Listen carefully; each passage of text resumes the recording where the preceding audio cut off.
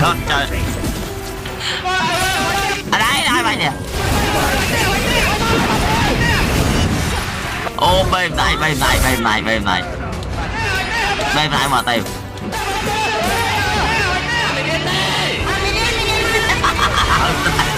hơi ra đây nè hơi ra đây nè thôi cái đi đây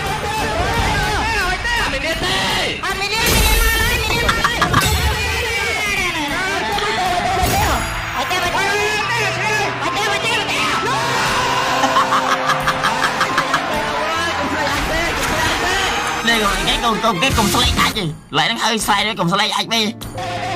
nè gì má